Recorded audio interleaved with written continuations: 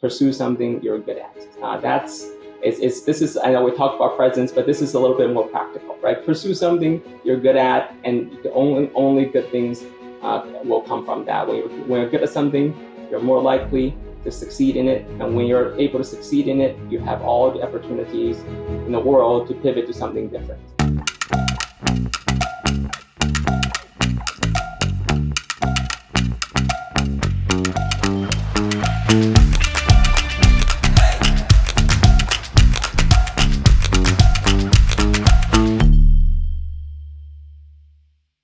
Welcome to this week's As Unexpected podcast, when we talk to C-suite executives, entrepreneurs, and philanthropists about how they lead into the future when the future generally goes as unexpected. I'm Scott Marshall, your host, and my own professional experience has made me a believer that it's not how you show up when all goes as planned, but it is how you show up when things go as unplanned. Given all of their experiences, each of our guests has become very attuned to the fact that the future is not to be predicted. My hope is that this podcast can help all of you become better leaders by building the core leadership capabilities for leading in an uncertain world.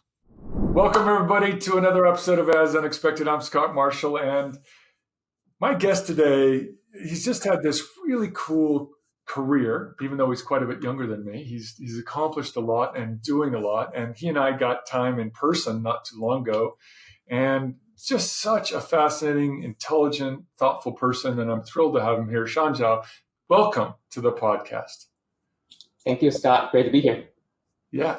Sean, of course, we usually start off by the guest giving our audience a bit of background on who they are, where they came from in terms of their career and their education, and what their current work is. So if you don't mind giving us that background, that'd be great.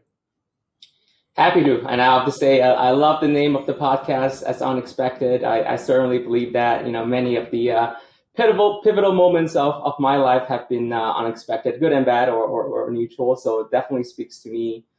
For me, I was born and grew up in the city of Beijing in China. I moved to the U.S. At the age of 12, which was probably one of the first unexpected moments of my life. My dad lived and still lives in Beijing. My mom lives here in the U.S. And I always knew that it was a possibility that I would move to live with my mom one day. But as a 12-year-old, I didn't think too hard about it. But one day my parents said, it's time to go. So I got up on a flight by myself. I still remember the flight that was Beijing to JFK, Air China 981. And, I got here in 2003, and I've been here in the U.S. for 22 years. After college, I started a career as an actuary in the healthcare space, working at a pretty large company called Mercer. Had a great experience there, got all my actuarial credentials, finished all the exams that were tied to it. Ended up wanting to pivot a little bit. Went into McKinsey Company as a kind of a general management consultant. Still focused on the healthcare space. Did a lot of work in the Medicare and Medicaid space. And eventually I was an associate partner and led the managed Medicaid domain there for the last year or two there. I would say, the actuarial path was great, and the McKinsey career was also great. There were probably two of what I would consider the most risk-averse fields you can find out there in different ways, but certainly, high job security and all that. But of course, went off and made a riskier decision. Decided to take a slightly more entrepreneurial route. For the past couple of years, have been the CEO of Micro-Dyn. We're a private equity-backed software business, still in the healthcare space, with a pretty simple mission of wanting to just simplify reimbursements between insurance companies and healthcare providers. I lead Micro-Dyn with a partner that I initially met, Steve, at McKinsey. And we've been at it for the past couple of years here, and it's been a blast. That's awesome, boy! I'm going back to that flight you were on to JFK, right? Is that where? JFK, PEK as Beijing Capital Airport to JFK, and I still take that flight sometimes when I go to China and visit families. Yeah. Well, I'm sure as a 12-year-old. There's a lot unknown at that time, a massive amount of unknown. But at the same time, maybe if reflecting back on it, you think, well, if I can come to a country I've never been to at the age of 12 and find my path forward, I can probably find my path forward in almost any circumstance. I'm not sure about how you reflect on it, but when I hear the story, that's how I think about it. Yeah, definitely. I think it gives me a lot of confidence in terms of dealing with the unknown, but also a lot of curiosity. I think, right? I think that was the impetus of kind of me really wanting to travel the world, right? It definitely motivated me in part to go to a program like Semester at Sea.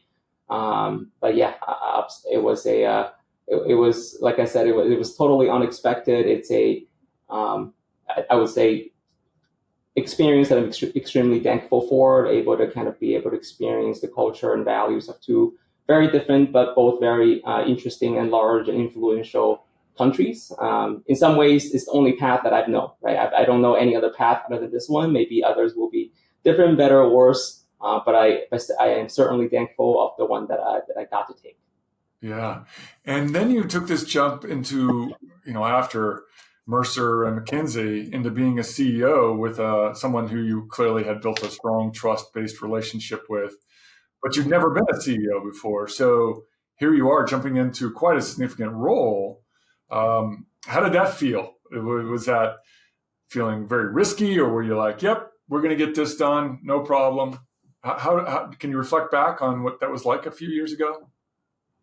Yeah, absolutely. I mean, I think there is definitely an element of risk with making a move like this, particularly, as you know, I came from the most risk averse professions one can think of.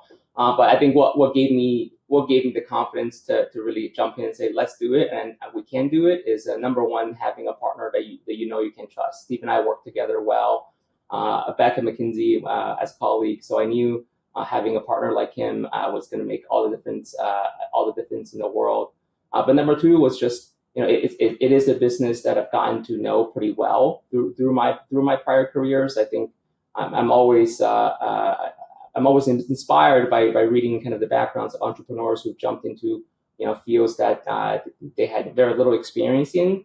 For me, I think that's a little bit different for me. I don't have that level of risk appetite. I think for me, it's a little bit of incremental risk taking, right? That's if you look at the actuarial profession, that's probably, when I was in college, it was always advertised as 0% unemployment rate. And that was the number one selling point, right? In addition to a decent salary. I hope that's still true today. Yeah. And then, going from there to a profession that's, still risk averse, but it is known as an up and out world with the management consultancies of the world, and eventually jumping out to kind of a CEO level role where you have ultimate accountability, right? So whether or not things happen the way you want them to, right? Steve and I know we are the ones accountable for it. So, but the confidence really comes from the fact that we've solved for, we believe, kind of everything that we can control. We've got the right expertise. We're extremely proud of the team that we've built. We acquired this business from its original founders that had very little team, so we ended up building a team effectively from scratch. We've got an awesome team that have been just tremendous partners to us. So to some extent, it gives me great comfort that we feel that we've taken a good look at everything we can control, and then everything else. Obviously, there's always things that you cannot control that's out of your hands for better or for worse. But as far as the business goes, I think it's gone as well as I could have hoped, and I think I'm thankful for the preparation that I've had and the partnership we've got here. Yeah, that's awesome. And the fact that you came into an organization, you and Steve, with this known factor that you would have to build the team, maybe that gave you an additional sense of confidence, because you really get to make the choices here. That's really awesome that you were able to build that team the way you wanted to build it. Yes, it was both an opportunity and a risk. When we looked at this business initially, it's a thriving business. It's always been a thriving business. We saw even greater potential for it, but the biggest risk at the time was the fact that it really didn't have a team, right? So that opportunity, like you said, for us to build a team that we felt comfortable with was tremendous. But at the same time, we were at a point a couple of years ago where, gosh, if we make one or two hiring mistakes, this could be deadly, right? And thankfully, we did not do that.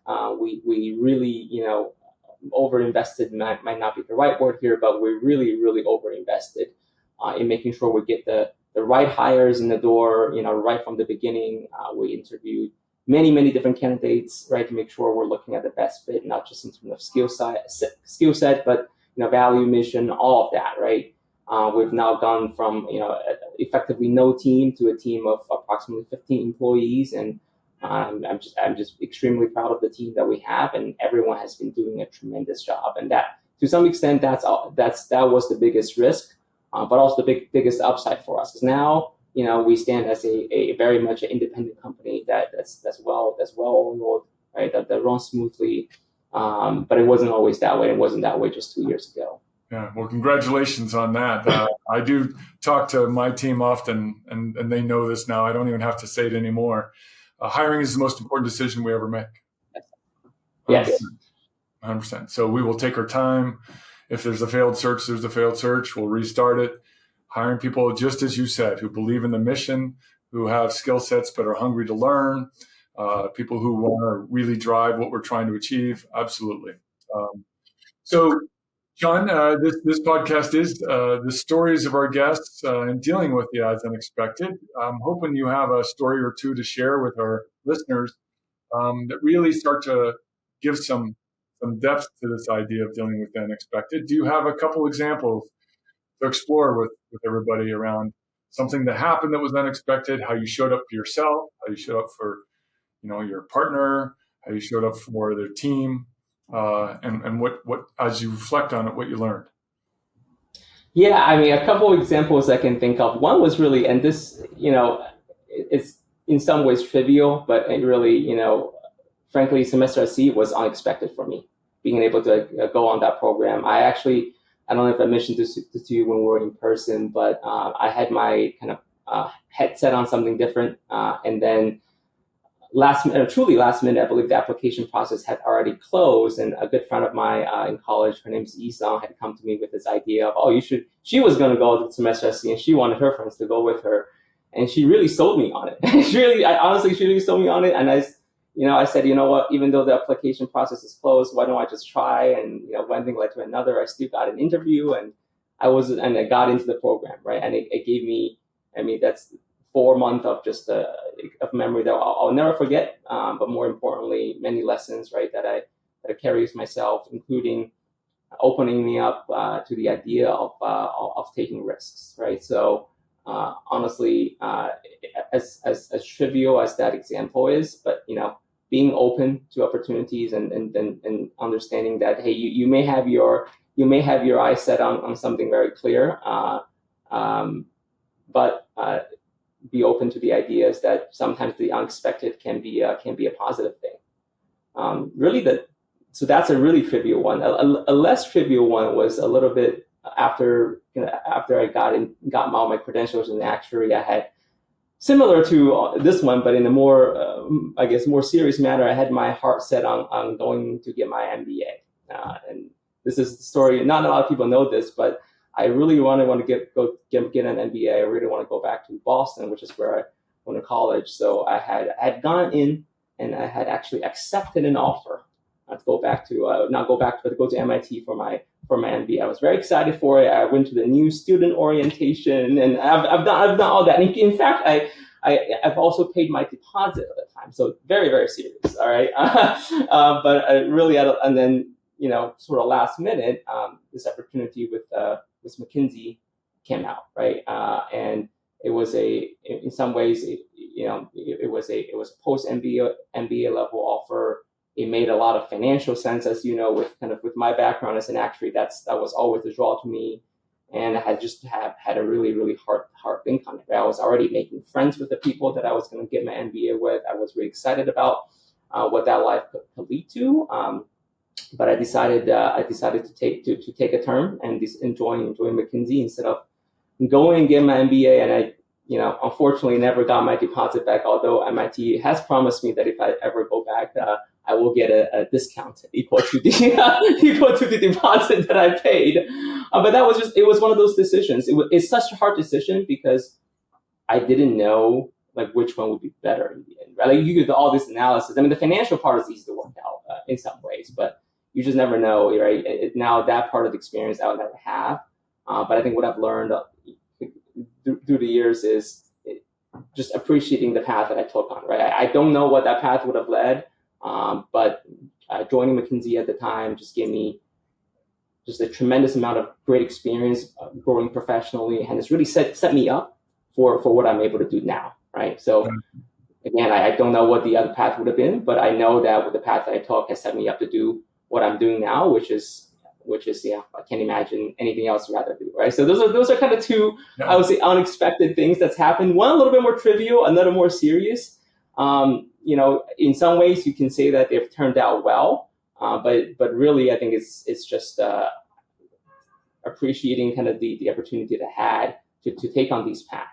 Yeah. Those are the two that came immediate to mind as soon as you mentioned that, and I've both been extremely important in forming where I am today. This episode of As Unexpected is sponsored in part by Semester C, a study abroad program for college students and adults on career breaks, sabbaticals, or retired, interested in learning and exploring the world together. Learn more about the Lifelong Learner program at www.semesterc.org. Yeah. What comes up to me, particularly with your example around the MBA program, because you've given a deposit, you've gone to the new student orientation, you've made an investment, true, deep investment in this, right? Is this old term from economics of sunk costs, which I'm sure you've heard of many times.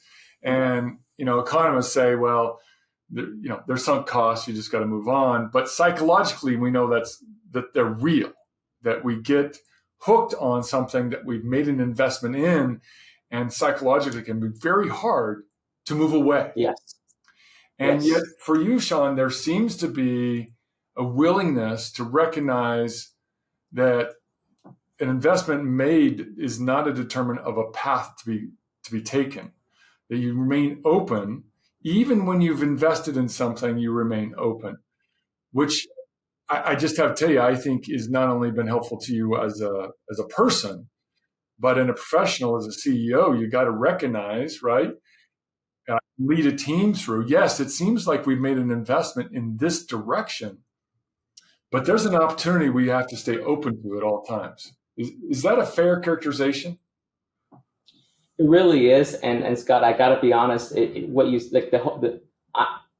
It's very emotionally draining, right? I wouldn't say I do well with it. It's not like, oh, this is not an emotional decision, this is the better one, I'm going to choose it. The investments you've made, they mean something, right? They have an emotional impact, certainly on me, right? But then it's kind of sitting down, and the term I like is just, being in the present, right? Have that presence and say, well, the past has happened and has a way on you. The future has yet to come, but you gotta make the best decision with the information in the present. And sometimes that can be, unfortunately, I think, emotionally difficult for a lot of people, including for myself. But it is, I think, an incredibly important skill or ability to have. Yeah, I appreciate your vulnerability there, and just being open, that remaining present and remaining open while accepting the investments made in different ways, it can be hard. It takes a lot of energy. It takes a lot of focus. On the other side, it can be emotionally difficult to be stuck, to stay committed to something that maybe isn't actually ultimately leading you in the direction that you want to go. So there's challenges either way. And yet, in the end, it seems we're more likely, perhaps, to have the opportunities that will be the most enriching if we stay open all the time. And you're a great illustration of that, for sure. Thank you for those two examples. This is a great point in time to pull up the quote for you, Sean. All right. So, listeners, I have a small copy of the Tao Te Ching, which I'm sure Sean can help me with pronunciation. Hopefully, I'm close. It's one of these little reference books that I love to pull up and read one of the pithy quotes, because there's a lot of wisdom in a small book. So what I picked for you today goes like this. What does it mean that success, let me start over. What does it mean that success is as dangerous as failure? Whether you go up the ladder or down it, your position is shaky. When you stand with your 2 feet on the ground, you will always keep your balance. Well, first of all, I love this quote. I really do, and I think, Scott, as you know, I was recently just in China earlier this month, and I got to visit this incredible temple called the Hanging Temple that was constructed 1,500 years ago at the side of a cliff with like horizontal beam, just incredible architecture. But it is a Taoist, Buddhist, and Confucianist temple all in one, right? And I'll tell you what, it was definitely shaky to walk on that platform going up there for sure. I think it was one, it's rated as one of the most, dangerous structures in the world, or something along those lines. But it was incredible to see. But the quote there really speaks to me. I think two reflections. One on the quote itself, and maybe one a little bit broader. On the quote itself, to me, I think there's a lot of ways you can read into it, but the importance of being present, going back to the importance of presence, is really what comes out, right? Whether when you talk about going up or down the ladder, I know there's different ways to translate that, but what you can think of it as success and failure, like it said in the quote. I always think about it as the future and the past, right? And those are always we call them, mental constructs that has either already happened or with the fact that the future, in reality will never happen, because you're always only living in the present, right? So to speak, to the point of you're really going to be steady on even grounds here. So to me, what that quote is, like the essence of that quote is remaining present.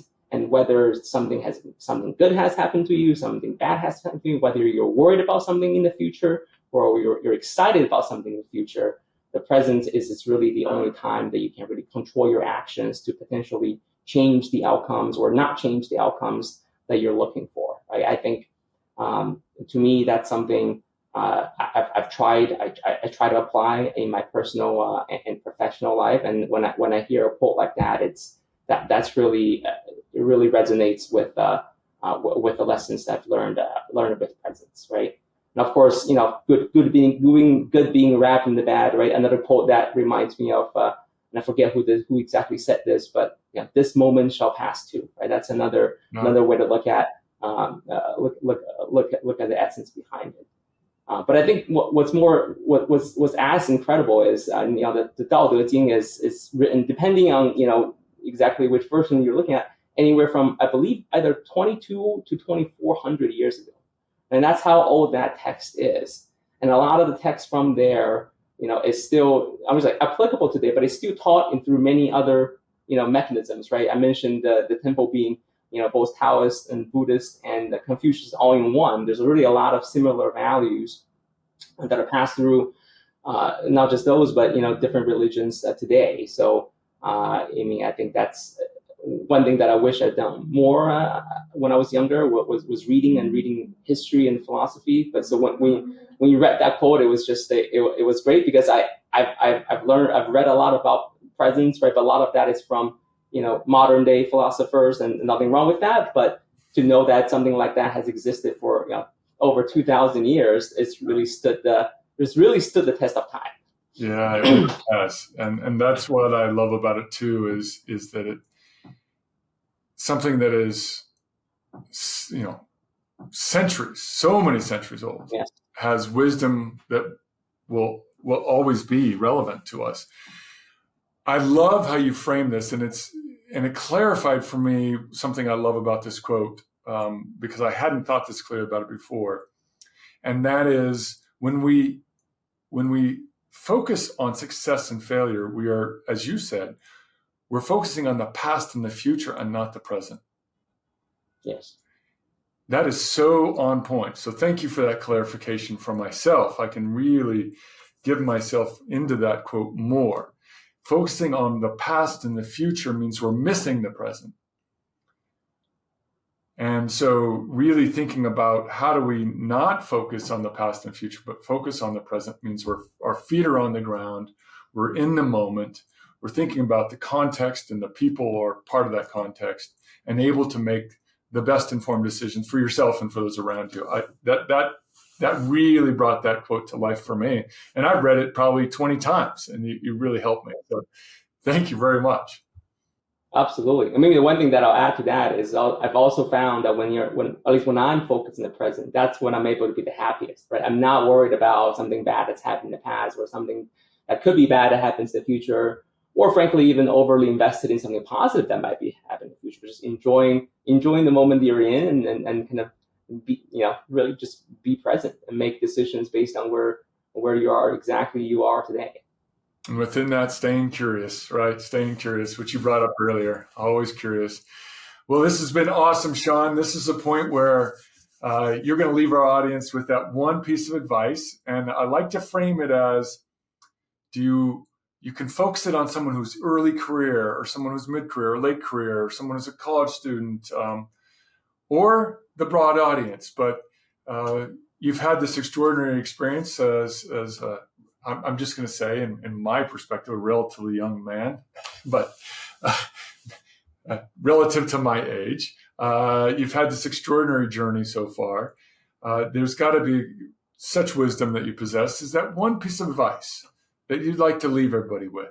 I mean, I know some of the listeners are going to be in college, maybe thinking about or going on semester at sea.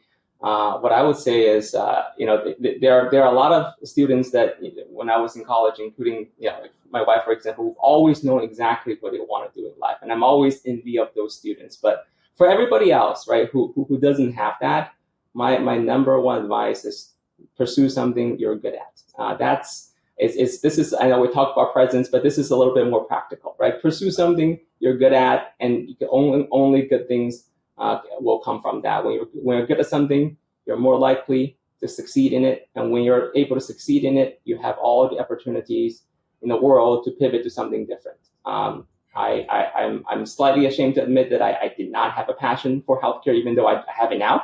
But I knew I was going to be a good actuary. I knew I could do math well. I knew I could do the spreadsheets well. Okay, I still can. All right. Yeah. So I went into the career that I know I could do well. And I took more measured steps than many other entrepreneurs to get to where I am today. I'm thankful for that. Had I gone into something that I think maybe I thought that people would want me to do, but I wasn't truly good at, but I didn't have a real gift for, I don't know what the path will look like, but I'm a lot less confident in that path now looking back. And that maybe not only advice, but just there's nothing wrong with just kind of pursuing things that you're good at, but you're not necessarily extremely passionate about. Yeah. That is such spot on advice. And I think a lot of people get lost in there because there's things that, I got to be great at AI. Well, no. Or, if I get an engineering degree, I'm going to have a great starting salary. Well, yeah. If you're good at it, yes. Yeah. That's so spot on and deeply profound in its simplicity is know what you're good at and pursue that. And so much more will open up from it. Math was something I was good at, but not great at. And I learned that. Like once I got into calculus, I was like, well, I get it conceptually, but I'm not going to become a physicist. Now, this is not going to be it. Right. And it was one of those things where like, I really like math. This is so fun. It's so interesting. And then I was like, I hit my ceiling. I was like, no, that's not going to be my career. So you're spot on. Really come down to identify what you're good at, pursue it with passion. I love it. Sean, thank you so much for the time. This has been brilliant. Wish you the best of luck with Teledyne and all the work that you're doing. Really important work. So I encourage people to look up the work that Sean and Steve and their whole team is doing. Awesome. Thank you, Scott, for having me. Yeah. This episode of As Unexpected is sponsored in part by Semester at Sea, a study abroad program where students visit 10 countries on 3 continents, all while taking 3 to 4 college classes through Colorado State University. See course offerings and upcoming voyage itineraries at www.semesteratsea.org. Thank you for joining this week's episode of the As Unexpected podcast. The viewpoints and opinions of featured guests do not necessarily represent those of the Institute for Shipboard Education or Semester at Sea. Hit the like button, share it with your colleagues, family, and friends, and remember, be curious, be be compassionate, be courageous. That's what it takes to lead as unexpected.